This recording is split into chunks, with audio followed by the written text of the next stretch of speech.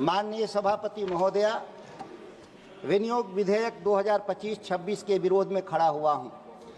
विनियोग विधेयक पूर्णतः दिशाहीन और लक्ष्यविहीन है। यह आंकड़ों अंकों के भ्रमजाल के सिवा कुछ भी नहीं है। फर्टिलाइजर पे सब्सिडी की भरपाई के लिए सरकार मांग कर रही है। बिहार जैसे राज्य में जहां गेहूं की बुआई अपने चरम पर है, पूरे बाजार से यूरिया, डीएपी, फास्फेट, पोटास जैसे प्रोडक्ट बाजार से गायब हैं। महंगे और कालाबाजारी के जरिए वहां पे बिहार में फर्टिलाइजर बेचा जा रहा है। सभापति महोदया, फर्टिलाइजर एक्ट 1985 में साफ शब्दों में लिखा है कि अगर कालाबाजारी होगा, महंगे दर पे होगा, तो कंपनियों को सब्सिडी का भुगतान नहीं किया जाएगा। लेकिन यहाँ कोई भी कानून का राज नहीं है, ना बिहार के भीतर न देश के भीतर। मनमाने तरीके से कंपनियों को फर्टिलाइजर का सब्सिडी दिया जा रहा है। लंबे समय से देश में किसानों की मांग रही है कि जो सब्सिडी है वह डायरेक्ट किसानों के खाते में आना चाहिए, सब्सिडी कंपनियों के खाते में नहीं जाना चाहिए। लेकिन कहीं पर भी नहीं। पूरा बिहार धान की खरीफ फसल पूरे खलिहान में पटा हुआ है। 15 से 20 दिन हो गए खेतों से निकल करके खलिहान में आया, लेकिन पूर्णतः खरीद वहां पे बिहार में बंद पड़ा हुआ है।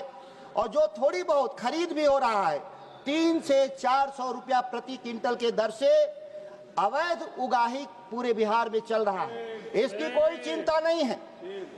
चुनाव बीता बिहार में, एनडीए ने नारे के साथ आए थे कि मिनिमम सपोर्ट प्राइस की गारंटी लाएंगे। केवल धान नहीं, मक्का, गन्ना और गेहूं पर भी हम एमएसपी का गारंटी देंगे।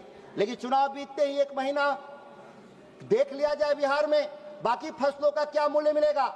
जो सामने है उसका भी पैसा वहां पर नहीं दिया जा रहा है। 23 एम्स की चर्चा हो रही थी। माननीय सांसद बिहार से ही हैं।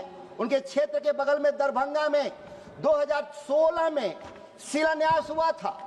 उस 23 एम्स के ऑपरेशनल में से दरभंगा का भी नाम है, जिसमें 5 ईंट आज तक नहीं रखा गया। कम से कम माफी तो मांग लेते लोग, सरकार के लोग। कम से कम कोई बात रखने से पहले अपने ही जो जमीन पर देख लेते कि दरभंगा एम्स कहाँ है। 2017 में एक विश्वविद्यालय महात्मा गांधी जी के नाम पे मोतिहारी में सरकार ने दिया। आज तक उसके 5 ईंट नहीं रखे गए, बिल्डिंगें नहीं बनी। लेकिन बात तो बहुत ऊंची ऊंची बिहार के बारे में होती है। पिछले बजट सत्र में बक्सर से भागलपुर नया एक्सप्रेसवे बनाने की बात हुई थी। बकायदा 18,000 करोड़ इसी सदन के भीतर वित्त मंत्री ने कहा था, वो परियोजना बंद कर दी गई। मैं सरकार और पूरा बिहार पे बजट पे चर्चा हुआ था कि बिहार को स्पेशल पैकेज हम लोग 58,800 करोड़ देने का काम किए। उस 58,800 करोड़ से 18,000 करोड़ का एक्सप्रेसवे हटा लिया गया।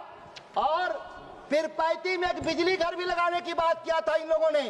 21,600 करोड़ में वह पीरपैंती घर, बिजली घर भारत सरकार नहीं लगाएगी, अब वो अडानी जी लगाएंगे। लेकिन यहाँ पर बजट का दिया गया पैसा कहाँ गायब हो गया।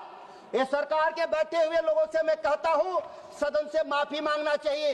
एक बार सदन का थप्पा लग जाता है बजट पर, तो वह कम से कम बाइबिल, गीता और महाभारत से कम नहीं होता।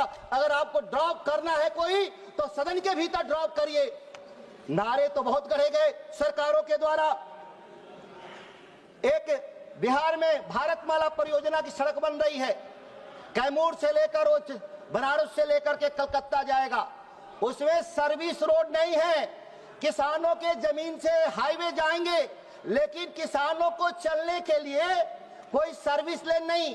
कल मैं आ रहा था उत्तर प्रदेश होके दिल्ली, आगरा एक्सप्रेसवे पर अखिलेश जी ने बनाया है। उस एक्सप्रेसवे के बगल में सर्विस लेन भी किसानों के लिए बनाया गया। यह विकास होता है। विकास का दोहरा मापदंड इस देश में सीखना हो तो गुजरात के लिए नए मॉडल हैं और बिहार और उत्तर प्रदेश, बंगाल के लिए दूसरे तरह के मॉडल हैं। बिजली में बिहार को बिजली घर चाहिए, लेकिन बिजली घर क्या मिला? कोयला से बिजली पैदा करने वाले देश में हाइड्रोजन से बिजली पैदा होगा, परमाणु से बिजली पैदा होगा। ग्रीन एनर्जी दिए जाएंगे। बिहार को प्रदूषण फैलाने वाला बिजली घर, कोयला वाला बिजली घर दिया जाएगा। कैमूर की पहाड़ियों में अपार संभावनाएं हैं। पंप स्टोरेज के जरिए आप एक हरित बिजली पैदा कर सकते हैं, नई तकनीकी के जरिए, रन ओवर द रिवर्स के जरिए, जिससे आप पूरे बिहार नहीं देश के कई हिस्सों में आप बिजली सप्लाई कर सकते हैं। रेलवे, इस रेलवे क्यों हमारे लोग आते हैं, बिहार के लोग दिल्ली बॉम्बे क्यों जाते हैं बिहार के लोग? रोजगार के तलाश में, स्वास्थ्य सुविधाओं के उपलब्धता के लिए दिल्ली एम्स आते हैं या पढ़ने के लिए उच्च संस्थानों में आते हैं। लेकिन बिहार जाने वाली रेलवे लाइन अब भी 2 लेन की लाइन है। जो दिल्ली से कलकत्ता जोड़ने वाली जो दोनों लाइनें हैं वह 2-2 लाइन की है। लेकिन रेलवे को पैसा चाहिए, लेकिन रेलवे का निवेश बिहार में 2 लेन से 4 लेन रेलवे का नहीं। आज तक मुगलसराय से पटना भाया 2 लेन का रेलवे ट्रैक इतना कंजेशन में रहता है जिसका अनुमान नहीं लगाया जा सकता। बिहार की ट्रेनें लगातार लेट से चलती हैं और नई ट्रेन नहीं चलाई जाती क्योंकि इस ट्रैक पर चलने के लिए जगह नहीं है। ये साधारण लड़ाई नहीं है। बिहार के लोग बिहार को लेकर के लगातार पलायन को लेकर के बहस चलाते हैं लोग। पलायन बिहार में क्यों है? कृषि क्षेत्र में निवेश नहीं के बराबर, हाईवे के क्षेत्र में निवेश नहीं के बराबर, बिजली के क्षेत्र में निवेश नहीं के बराबर। बिहार की आबादी देश की आबादी का 10% है। 11.25 साढ़े 11 लाख हर साल इंफ्रास्ट्रक्चर पे खर्च करने के लिए बजट में प्रोविजन है।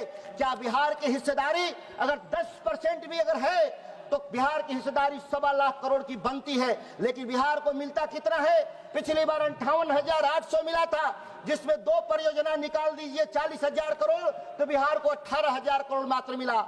इस बार का तो वह भी नहीं मिला। मुश्किल से 19-20 हजार करोड़ की परियोजनाएं बिहार को इन्होंने देने का काम किया है। बिहार के जो नाइंसाफी है केवल बिहार के साथ नहीं, या उत्तर भारत और पूर्वी भारत के साथ नाइंसाफी है।